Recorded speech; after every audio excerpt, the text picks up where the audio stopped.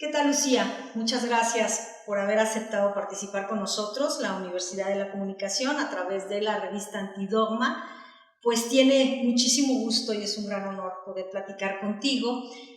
Pues nos enteramos de que este año se realizaba el Festival del Abierto Mexicano de Diseño, cuya temática es el arte popular.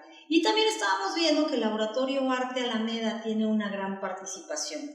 Tú, como directora de este instituto, pues nos gustaría que tuvieras la oportunidad de transmitirle a la audiencia qué implicaciones tiene para el Laboratorio Arte Alameda participar en este festival. Para nosotros es importante por varias razones. Uno es que nos gusta de cualquier forma apoyar cualquier iniciativa que tenga como un énfasis en particular en productores mexicanos. En el caso del laboratorio fue una oportunidad que se nos dio para poder insertar dentro de lo que ocurre en el Festival El Abierto Mexicano de Diseño una mirada hacia la tecnología y la producción de diseño tecnológico en México en general. Ellos lanzaron la convocatoria incluyendo esto por primera vez. Tuvimos varias solicitudes que fueron selectas por un jurado, y además yo he trabajado con varias personas para seleccionar aproximadamente 16 participantes más. Aquí la diferencia es que estamos hablando de diseño, y diseño entendido de una forma bastante amplia.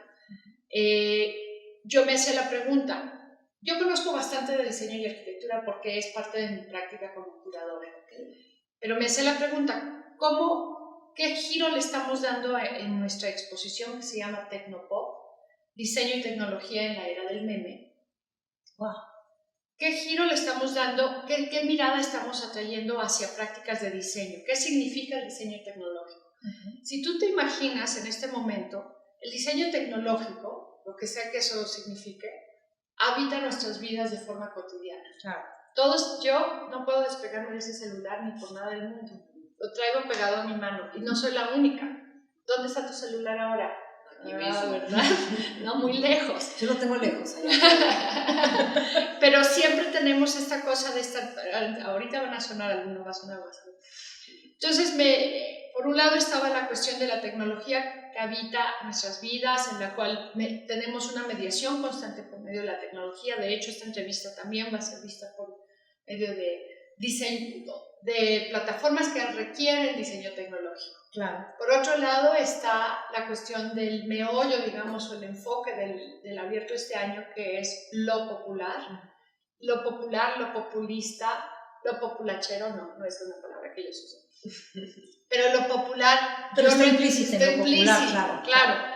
Entonces, Mario Ballesteros, quien es el curador de esta edición, me invitó a organizar la sección de tecnología, y desde un principio hablamos muy abiertamente y con muchísimo gusto de lo que significa en México la inclusión de lo popular desde la mirada del diseño, porque siempre hay históricamente ha habido una especie de tensión entre aquello que es diseñado por, digamos, los hacedores de barrio, la arquitectura no formal o informal, todo esto que no se considera diseño o arquitectura, que sin embargo es parte no solo de nuestra vida diaria, sino que realmente tiene un nivel de ingenio y de diseño que no es formal, no es algo que vas a aprender en una escuela, sino que todos lo hemos visto en nuestra vida diaria en México. Cualquier mercadito tiene objetos que están diseñados para operar dentro de los esquemas de venta y compra de un mercado. Eso es un diseño. Y eso es algo que yo entiendo desde hace mucho tiempo, puesto que he trabajado con muchos arquitectos y urbanistas que hacen eso, con el mismo Teddy Cruz en el contexto de la frontera, etcétera, ¿no? Y viviendo en Tijuana tantos años, donde la vivienda informal es parte de todo. No puedes entender muchas ciudades de México, inclusive las periferias de esta ciudad, no las puedes entender sin tener un poquito de capacidad de apertura hacia la vivienda informal.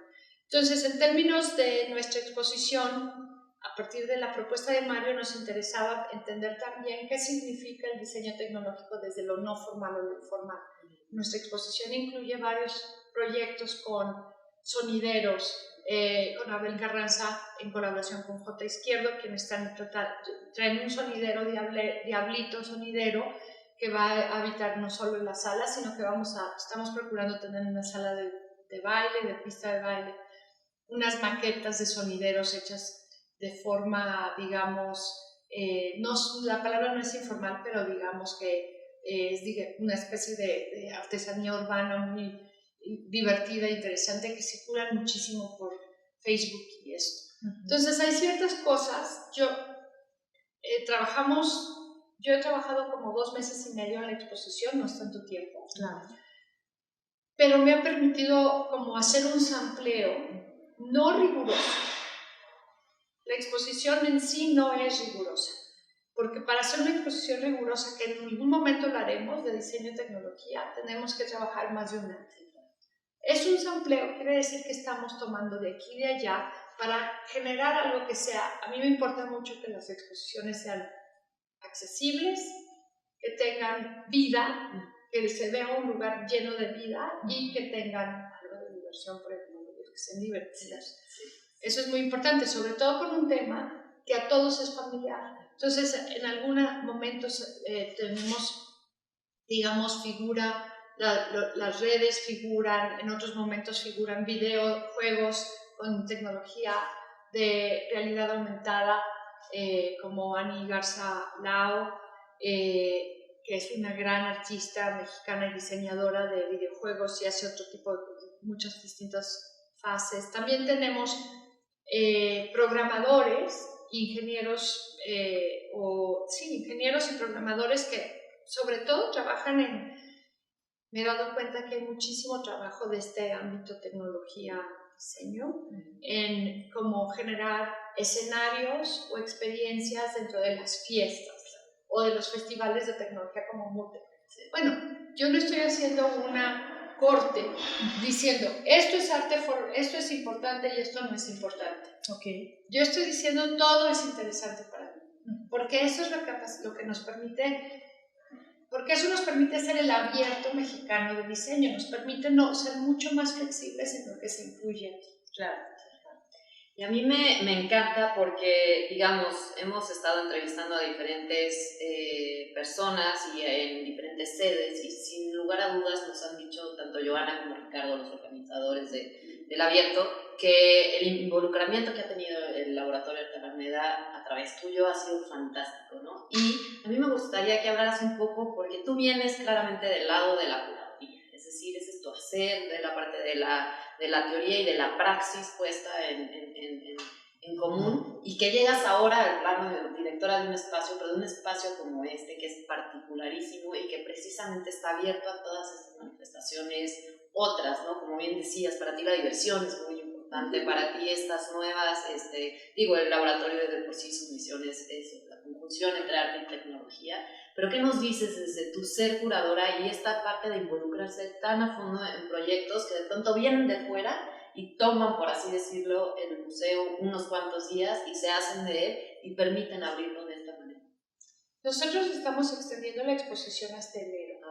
Y está en Nave y en Capilla de Dolores. Y la razón de hacer eso es porque nos importa mucho que no solamente las personas que vienen esos 5 días del abierto disfruten de esto, sino que tengamos un poco más de tiempo para generar más dinámicas. Yo trabajé, como tú dices, de curadora y he trabajado siempre en contextos que requieren mucha flexibilidad. En particular en Tijuana, San Diego, donde trabajé como curadora en el Museum of Contemporary Art San Diego por 6 años y unos años más en San Diego Museum of Art, y donde mi trabajo y mi rol era hacer un vínculo a los artistas y productores culturales latinos, mexicanos específicamente, más que latinos, que es una categoría latinos, ¿no? Claro. Mexicanos, es decir, que es un museo que se veía a sí mismo como un espacio donde artistas mexicanos son coleccionados, y mi rol era traer ese trabajo y funcionar como vínculo. Entonces, a mí yo no soy una curadora muy exquisita de decir que nada más es cosa teórica. A mí me importa que la práctica institucional del museo tenga una función social. No necesitamos cambiar el mundo, solamente necesitamos que una persona que está caminando por afuera del laboratorio entre y se vea reflejado en eso de cualquier forma que ellos quieran. no, y también hay una función de educación que hacemos, etcétera, pero sí es muy importante para mí que la institución no se aísle de su entorno, de su contexto, y de esta forma sirva una función social. Entonces, en mi trabajo como directora, estoy realmente haciendo algo que ya llevo muchísimos años practicando. Hice con Tania Bruguera, hice la Escuela de Arte Útil, en la que se ocupaba el museo como escuela. Tengo todavía muchos años de trabajar, como tú sabes, en la frontera, donde literalmente a veces uno tiene que usar el cuerpo, es decir, moverse de un lado para otro para traer y llevar objetos, artistas y cosas. Entonces, para mí la cultura no es una cuestión monolítica, sino es permeable, cambiable y alterable, y el abierto permite eso, porque el abierto ya viene cargado de eso. Entonces, es un ejercicio para nosotros como institución el como utilizarlo como una especie de plataforma para llegar a nuevos públicos. Es algo que no está fuera del esquema del Laboratorio Arte Alameda. Yo ahorita en este mes estamos terminando los proyectos que la directora previa, Tania Edo, dejó. Ella trabajó aquí 12 años como directora, abrió el mandato de la institución hacia la interdisciplinaridad. Felizmente, yo le estoy agradecida. Mantenemos nuestro compromiso con arte, ciencia, tecnología, investigación, pero al ella hacer esa apertura nos permite hacer muchas otras cosas. Entonces, las exposiciones que tenemos ahora, por ejemplo, Pierre Valls, el banquete que termina el domingo 15 de septiembre, la sala principal de la nave se utiliza para un espacio de banquetes, hay un panadero, y la máquina que tenemos ahí es una máquina para enfriar el pan, que es una máquina absurda, increíble, divertidísima, y demás, ¿no? Entonces, a lo que voy es el utilizar las exposiciones como parte de nuestro, digamos, parte de un proceso curatorial o proyecto curatorial.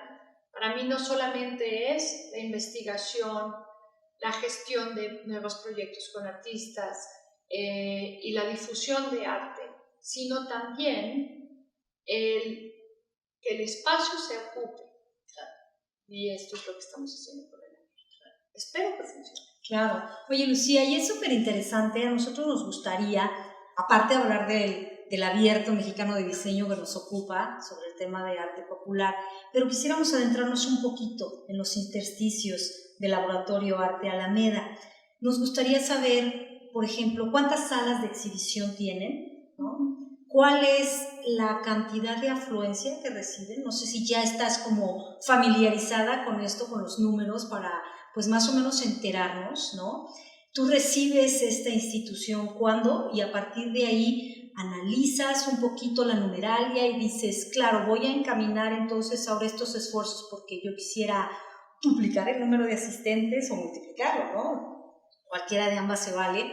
Y esto es muy interesante con lo que decías, la multidisciplinariedad, porque de pronto hemos estado también platicando y hemos tenido otras opiniones, ¿no? Hay quienes dicen, no, a ver, el museo de arte contemporáneo es para arte contemporáneo, el museo de barroco es para el barroco, ¿no? Y muy como determinante en ese mandato exclusivo, ¿no? Aquí de pronto tú nos hablas de esta multidisciplinariedad. ¿Cómo podríamos aprovechar en este sentido para justamente comparar la asistencia tal vez de otros museos, ¿no? Y ver qué está pasando a nivel de cultura y en la pues afluencia de los públicos a estas instituciones, porque justo mencionábamos y decíamos qué interesante que el arte y la cultura finalmente también son un entretenimiento, además de ser un alimento para el espíritu, para el alma, de educarte, de todo esto, pues es un entretenimiento. Y de pronto la gente está muy dispuesta a pagar por ir a un partido de fútbol, por hacer otro tipo de actividades,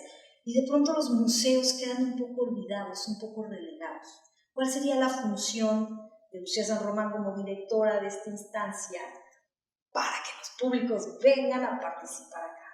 Bueno, te voy a dar un poquito de historia porque es bien larga la respuesta que puedo dar. Sí. Espera, entonces, Laboratorio Arte Alameda se inaugura en el año 2000 como un lugar que está dedicado a experimentación, es un laboratorio de arte principalmente, De ahí, digamos que se deriva el mandato de arte, ciencia y tecnología. Un poquito después, eso no sucede justo en su primera instancia, sino sucede un poco después, cuando ya tiene, bajo la curaduría de Priamo Lozada, quienes estamos en su archivo ahorita en este momento, en este instante. Luego, te digo, Tania, durante su gestión, abre un poquito más eso a interdisciplinaridad que nos permite, estamos hablando de arte, pero estamos hablando de arte que está siguiendo las tendencias de artistas de avanzada, de artistas que piensan en su práctica como una práctica de laboratorio, por así decirlo. Quiere decir que utilizan investigación, que utilizan experimentación, etcétera, etcétera. Ese es el mandato que yo heredo en marzo, que yo soy invitada a dirigir este espacio por el INVAL. Entonces, yo lo que recibo es una institución que está muy bien en muchas formas, tiene muy claro su mandato, tiene un equipo muy fuerte. Yo no traigo mi propio equipo, ya ves que muchas veces cuando hay un cambio de administración, todo el mundo cambia. En mi caso no fue así, puesto que yo no trabajaba aquí, yo trabajaba en San Francisco, en el Guerra Buena Center for the Arts. Yo me quise regresar a mi país, a México, a trabajar, etc. Después de muchos años de vivir como migrante, uno se empieza a cansar. Entonces,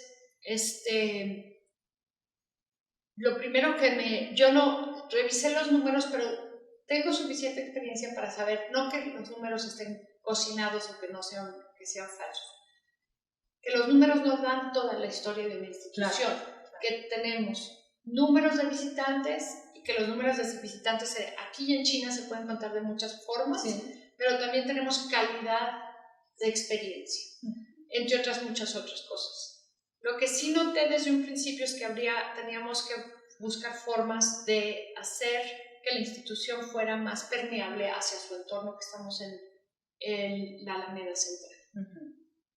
Entonces, estamos a un costado de la Alameda Central, que es el parque más antiguo de las Américas, constituido como tal, en lo que fue el ex convento de San Diego, que se instaura, empieza a construirse en 1591. Estamos en un lugar increíble. Además, estamos al lado del Museo Mural Diego Rivera. Estamos a la vuelta del Museo Mural Diego Rivera. Bueno, nosotros ahorita estamos al lado porque las oficinas están acá, pero el museo está a la vuelta, correcto. Sí. Y estamos en un lugar que está lleno de vida y en un lugar que es muy importante simbólicamente, emocionalmente para nuestro país, etc. Pero ciertamente, porque nosotros no podemos poner, por ejemplo, una señalética inmensa en la fachada porque somos patrimonial, tenemos cierta invisibilidad rara, porque es una iglesia por fuera. La gente entra y piensa a veces que está entrando en una iglesia. Entonces tenemos lo que yo llamo 3 fronteras. La frontera de entrar al atrio y pensar que es esta iglesia rara, yo nunca la había visto, bajar del atrio y entrar por la puerta, el cancel de la puerta principal, te encuentras un espacio donde ves obra compleja, casi siempre en un lugar más bien oscuro, con ya sea un video o piezas tecnológicas, increíbles la mayoría, etcétera. Pero entonces un público general, pues ¿qué hace? Se retrae un poco, le dan nervios, no sé. Y luego, ese es el segundo frontera, es que se queden ahí, la tercera frontera es que pasen y entiendan. Claro. Mi trabajo, mi diagnóstico, si hay un diagnóstico, es el franquear esas fronteras de distintas formas. Por eso hemos hecho, a partir de marzo, ciertos proyectos. El abierto es uno de ellos. Claro. El abierto es una forma de invitar a un público nuevo y un público que no es especialista en arte, ciencia y tecnología. No porque no vamos a hacer arte, ciencia y tecnología, lo vamos a seguir haciendo, vamos haciendo revisiones muy serias, como lo hemos hecho siempre. En el 2020 tenemos el año que celebramos 20 años de laboratorio, entonces vamos a hacer una revisión como las que siempre ha hecho Tania, como hizo Ready Media y como hizo Modos de Oír con el Exteresa el año pasado. Vamos a hacer una exposición que va a ser la LA, que son nuestras siglas 2020, donde vamos a revisar trabajo en relación al arte internet, basado en medios digitales de internet. Es una revisión específica con artistas mexicanos de todo el país y también revisando nuestra propia práctica institucional a partir del archivo que tenemos aquí, que es parte de nuestro acervo. También vamos a hacer una exposición de Interspecifics, que son este colectivo. Una de ellas es de Tijuana, Leslie García, Paloma. Vamos a hacer no es una mid-career, no es una revisión de media carrera, porque yo creo que están muy jóvenes para revisar esa media carrera aún, claro. Pero es una especie de revisión y se va a hacer un proyecto bien fuerte e intenso como la exposición de Fiamma Montezemolo que tenemos ahora, y ellas hacen trabajo en biodiseño, biotecnología, arte, muy experimental, exhiben en todo el mundo y tenemos nuestra responsabilidad presentar ese trabajo a nuestros públicos aquí. La diferencia quizá es que siempre tratamos de explicar las cosas para distintos públicos. El textito de pared es muy importante. No solamente se hace con un público especializado en mente, sino con toda la distinta variedad de públicos que queremos fomentar. Hemos hecho ahora un jardín que son en verdad unos arriates o unos maceteros afuera, que tienen un área de sentarte y que está hecho en colaboración y alianza con Guam Xochimilco, y se llama Jardín Polinizador La, y van a haber 3 residencias de artistas en colaboración con el equipo de jóvenes que llevan el proyecto, que son estudiantes de distintas cosas, y es su proyecto. Pero ese proyecto es realmente una forma de invitar al público a que pase, que utilice el atrio libre de costo, y que esta forma sea una forma de permearnos hacia adentro. Porque si estamos hablando de arte interdisciplinario, pues hay muchos artistas que también trabajan en otra área de la ciencia y tecnología y del arte, que es plantas, el estudio de las plantas, etcétera, etcétera. Entonces esa es una forma de nosotros acercarnos ahí. Y sí es importante el abierto para mí, precisamente porque a mí, no estoy diciendo que vamos a empezar a revisar de forma sistemática, digamos, el diseño tecnológico. El diseño tecnológico está en las prácticas artísticas que son nuestro mandato. Pero sí es muy importante que las alianzas que ya tenemos, por ejemplo, históricas con Metrópoli y demás, sigan permeando a la institución. En términos de públicos, nosotros varía bastante, una variación, digamos, de 10,000 personas más o menos, puede corregir, entre 35 y 45 mil visitantes. ¿Esto al año? Al año, no, imagínate al mes. No, bueno, claro. Pero... Sí, al año. Okay. Al año. Para nosotros es un buen año si tenemos 45 para arriba, ¿no? Por supuesto. Nuestro público sobre todo viene jueves, viernes, sábado y domingo. El resto de la semana tenemos un público más pequeño que nos permite entonces generar otro tipo de dinámicas. El centro de documentación Fiamma Lozada en el cual estamos tiene aproximadamente 500 visitantes investigadores. Esto no es público, estos son usuarios. Es distinta la categoría. Entonces yo lo que quiero es seguir generando públicos y visitantes, pero también tener una beta de usuarios más rica, porque usuario es distinto, el compromiso con un usuario es de otra forma. Estás ahí no para servirle, pero para que te use de otra forma como institución. Entonces, esto ya se ha practicado aquí. Nuestro departamento de educación atiende aproximadamente de nuevo entre 350, más bien 400 a 500 estudiantes que hacen su servicio social aquí y que son muy importantes para nosotros porque ellos hacen nuestro proyecto de mediación y que no es solamente nosotros de nuestra inteligencia brillante decirles que hagan X y Y, no es como un ventriloquismo, sino que sí queremos que habiten el espacio y que lo sientan suyo. Que hay una participación. Que hay una participación en la creación de la mediación. Sí. Hay cosas que yo no entiendo, yo ya estoy grande, pues está bien, no son para mí, son porque hay un momento en que ciertamente ya no somos la generación joven que está pensando de otras formas. Es muy importante para mí que si yo logro hacer algo en esta institución, que sea que la institución se vea permeada por mucho más usuarios, visitantes, co-creadores del programa, que sean constituyentes del proyecto. También estamos generando más programación en general, pero más, digamos, espacios donde artistas jóvenes de distintos tipos de arte contemporáneo, obviamente, puedan tener proyectos a distintas escalas. No es solamente la gran escala, sino que pueden ser distintas escalas. Yo ya llegué a un programa que se llama Tianguis, que es curado por 2 curadores externos, y es un programa que ocurre extramuros, que ocurre en, digamos, nuestro barrio.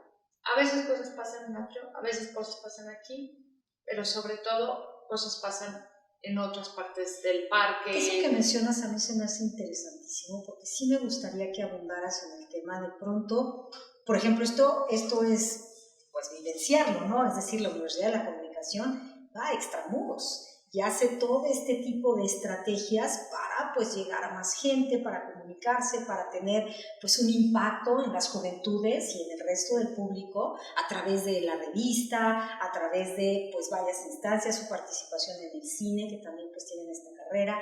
Hace poco tiempo empezaron con la carrera de animación, que también es importante que se haya incorporado, pero lo que iba, nos hablaban también, por ejemplo, de caravanas que se hacen en un momento dado, por ejemplo, por Rúa, con quien estuvimos platicando, que es otra de las sedes, nos contaba eso, ¿no? Ellos hacen estas itinerancias y se llevan de pronto los libros a comunidades a lo mejor donde no hay una sola librería, ¿no? Y también es importante esto que tú estás mencionando, porque sacar el museo me parece que es una estrategia maravillosa para incorporar nuevos públicos, llamar la atención y estar presente, ¿no?, en otros lugares. Entonces sí, sería súper interesante que nos platicaras de esto. En el caso de Tianguis, no estamos saliendo mucho más allá de las colonias aledañas a nosotros, ¿no? ¡Qué maravilla! Y es un proyecto que es muy puntual y específico. Los curadores lo plantean como digamos que cambia de enfoque cada 3 meses. Estamos cerrando el ciclo de economías invisibles y con cada ciclo, que es cada 3 meses, se invitan a 3 artistas externos. Y ellos identifican con qué comunidades quieren trabajar y cuál es el perfil del proyecto. Ahora Maru les da más información al respecto. Estamos a punto de lanzar la tercera de este año, la tercera, digamos, enfoque de este año. Y en realidad mi experticia como curadora está en ese tipo de proyectos. Yo soy una curadora que me he pasado los últimos 4 años, quizás 5 años, enfocada en proyectos sociales y participativos. En Estados Unidos sobre todo, uno que otro en Colombia, y aprendiendo mucho de Colombia en general. Entonces es mi experticia, pero no, a mí me gusta siempre decir lo que sucedió antes de que llegara yo, porque no hay nada más odioso que la idea de que uno llega y como si fuera la... Sí, todo. No, claro. Yo pienso, hay que ser juiciosos y hay que tener sustentabilidad y hay que reconocer lo que se hace antes para poder agarrar vuelito. Claro, darle continuidad a las cosas. Y también ya te tocará a ti entonces brillar y que tú dejes tú también tu cepa dejes un camino, ¿no? En el caso de Tianguis ya estaba establecido y sí va a continuar y vamos a revisar cómo debe continuar, porque en realidad hay muchos temas complejos de ese tipo de prácticas y seguramente ustedes también lo ven. Uno es cómo mides la eficacia del proyecto, cómo mides a quién está tocando y cómo. Y en ese caso, obviamente no estamos tratando de ver público, no es cuánta gente entra, ni siquiera cuánta gente está sentada a la mesa, puesto que estamos hablando de cambios a la calidad de vida de personas, individuos, sí, no de grupos. Entonces, todo eso requiere distintos sistemas de medición, por supuesto. Y entonces eso se tiene que hacer a la par del proyecto, pero uno casi siempre está en la capacidad límite de hacer simplemente el proyecto. Entonces, todavía tenemos que crear metodologías nosotros como laboratorio, pero yo lo veo en otros proyectos, lo veo en general. Okay. Esas metodologías se tienen que hacer, digamos, desde la educación, desde todo esto.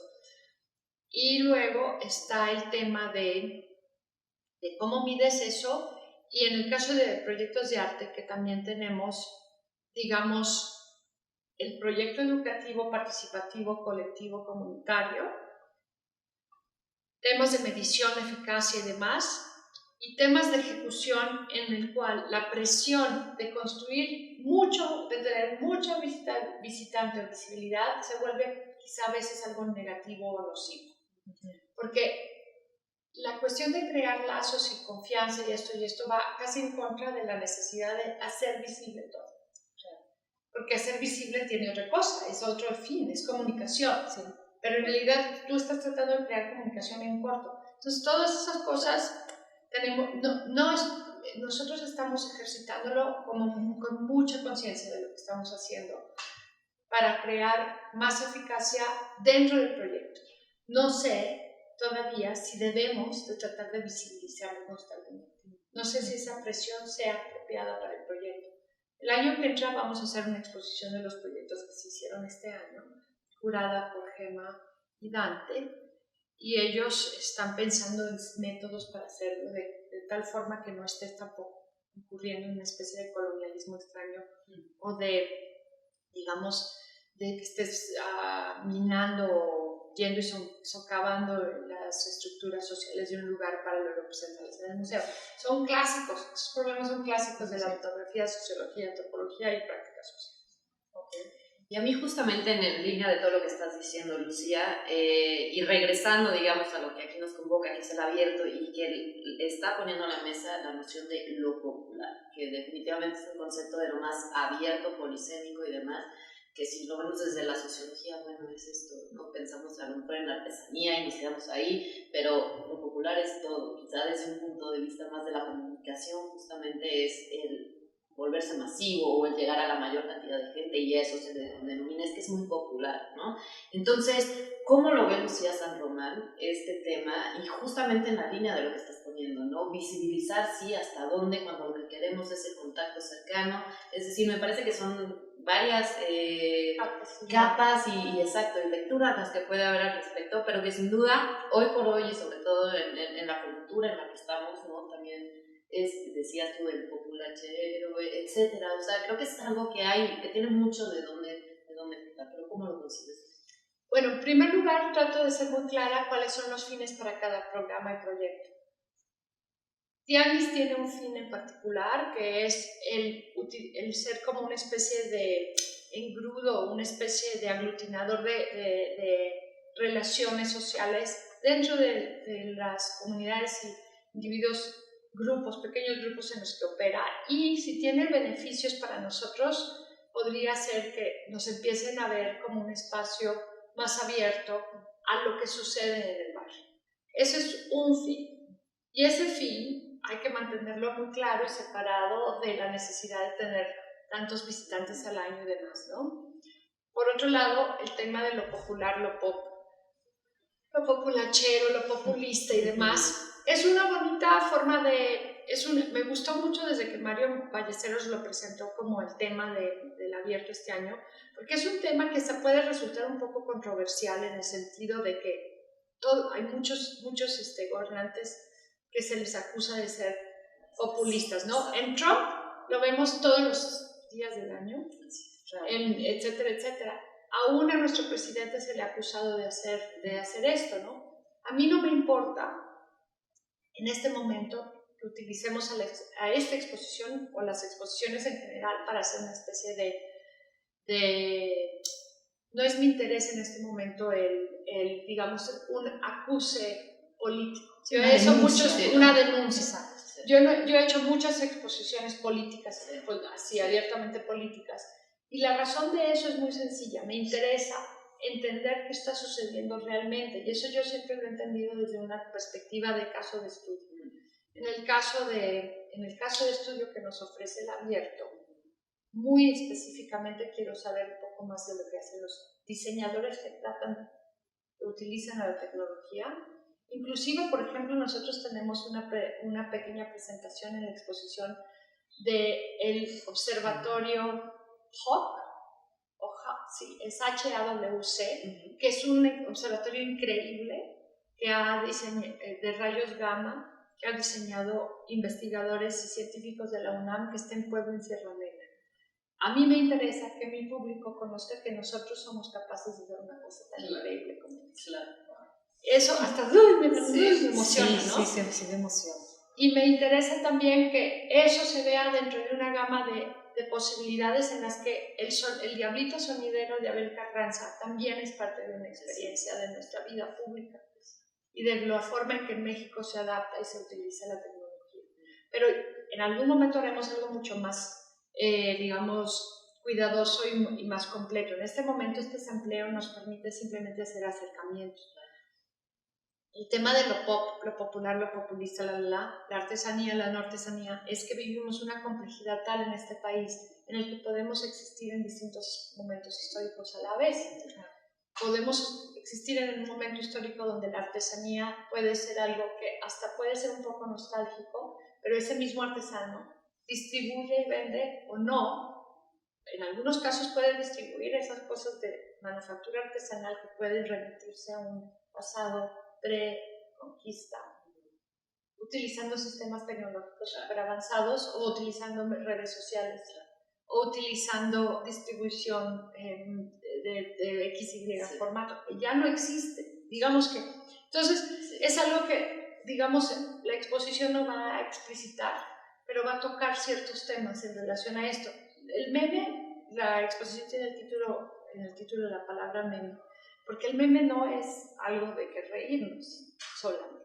Creo que es como de conocimiento popular, digamos, no es como una investigación en la que yo esté completamente empapada, pero igual que todos sabemos esta acusación que se le hace a no solo Trump, sino a su gobierno de haber utilizado a las redes sociales de ciertas formas, a través de memes, a través de campañas específicas, pero en redes sociales, Facebook, sobre todo Facebook, para manipular a ciertos sectores de la población. Entonces, eso es por un lado. Por otro lado, yo sé cuántas horas me paso perdiendo el tiempo en redes sociales, en Facebook y en Instagram.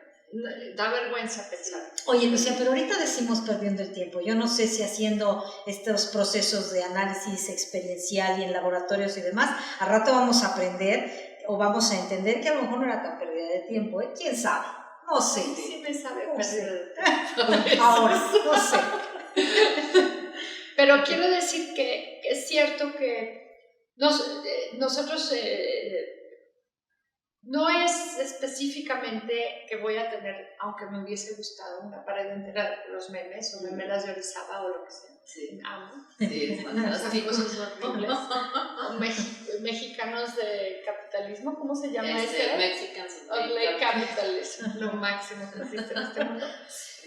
A lo mejor hacemos algún tipo de charla y evento, porque como yo no estoy haciendo las obras, obviamente los participantes sugieren proyectos, y en el caso, por ejemplo, de ASCO Media, que es una compañía de comunicación que hace una serie de cosas, inclusive investigación, proyectos que parecen artísticos, diseño y demás, diseño de imagen y demás, ellos están incluyendo algunas revisiones de ciertos memes en su pieza.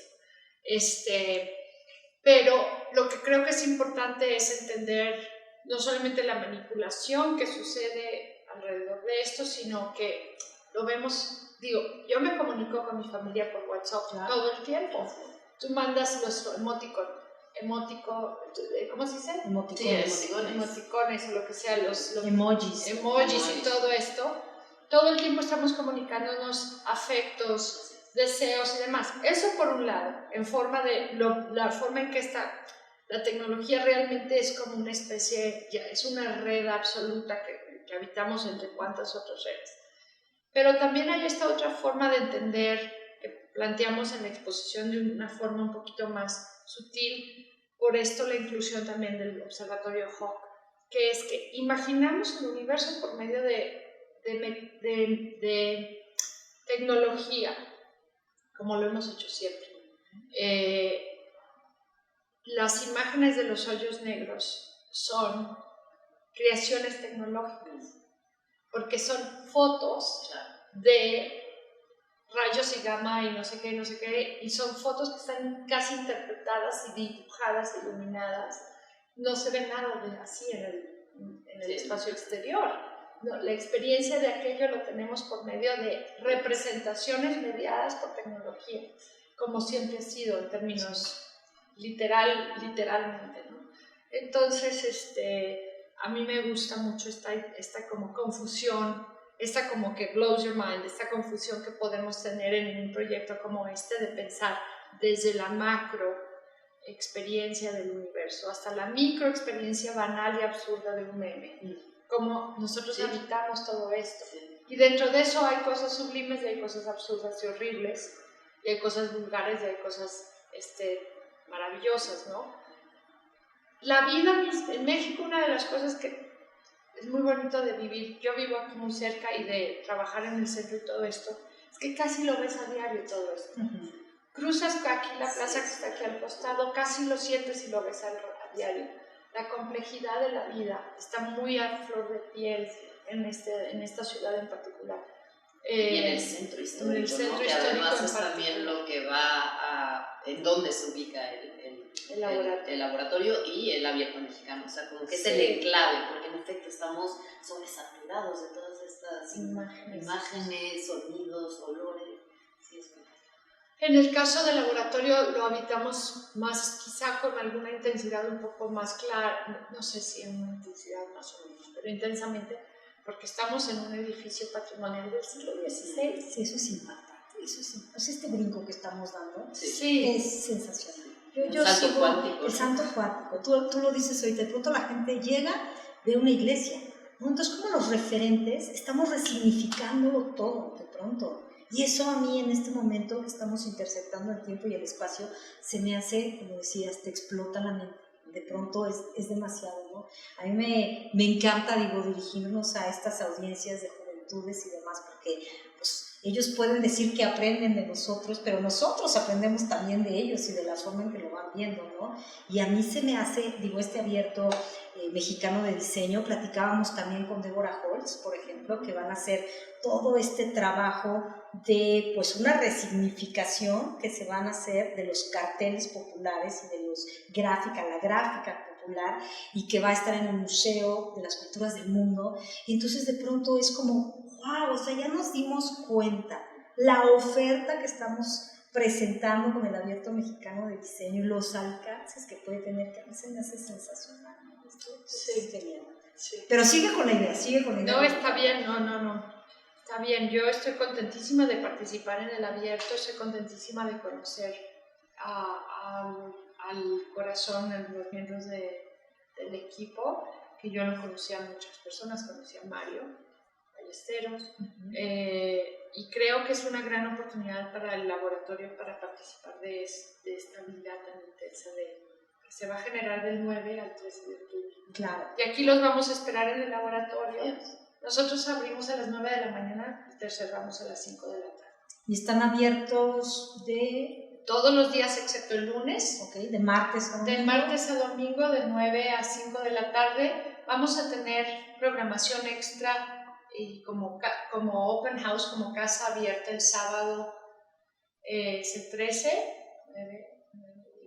el 12, sábado 12 de octubre vamos a tener open house, casa abierta, es decir, sin costo, con muchas actividades todo el día. Y platícanos eso, el costo de la visita al laboratorio cuesta 35 pesos al día, bueno, la visita es de martes a sábado, el domingo siempre es libre de costo, como todos los museos. Claro. Y nuestros talleres y nuestros programas casi siempre son libres de costo. Y aquí, por ejemplo, en el caso de la exposición que está vinculada con el abierto mexicano de diseño, ¿vas a tener actividades paralelas vinculadas con esto mismo? Sí, vamos a tener actividades especiales el sábado 12 y el domingo 13 siempre hay actividades, todos los domingos hay actividades libres de costo en el laboratorio. Tenemos un equipo maravilloso de mediación. Estas actividades pueden tomar lugar entre 11 y 3 de la tarde y cualquier persona puede venir y encontrarse con una cantidad de cosas divertidas, entre cosas que suceden en el jardín, polinizadoras de interiores.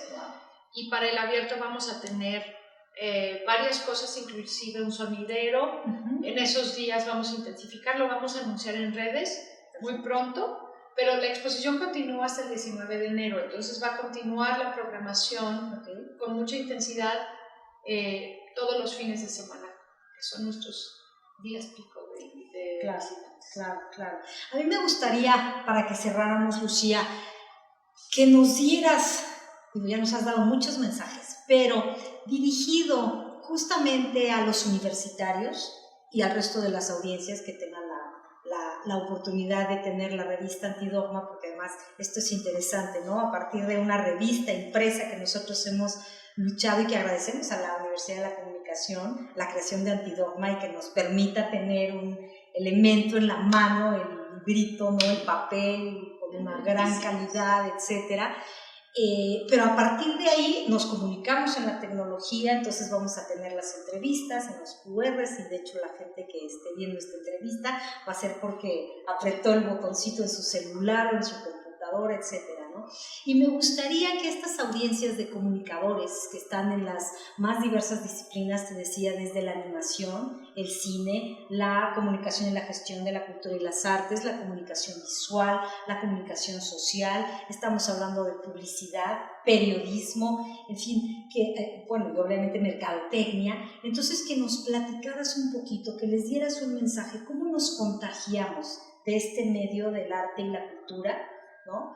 Dentro, pues, de este mundo cambiante y convulso y que de pronto, pues, no sabemos para dónde dirigir los contenidos. Ellos finalmente van a ser responsables en pocos años de estar elaborando los contenidos y transmitirlos, ¿no? Entonces, ¿qué mensaje les darías tú desde esta concepción que tú has forjado? Bueno, para mí es un poquito complejo imaginar qué sería la vida para mí, en lo personal, qué sería mi vida sin arte que incluye diseño, tecnología, en este caso tecnología, pero incluye diseño, arquitectura, urbanismo, sin pensar el mundo desde la perspectiva de alguien que está inmerso en el arte. Yo pienso que esto me ha ayudado a mí a ser una persona más flexible, a tener formas de concebir el mundo, pero también formas de recrear el mundo de nuevo. Y eso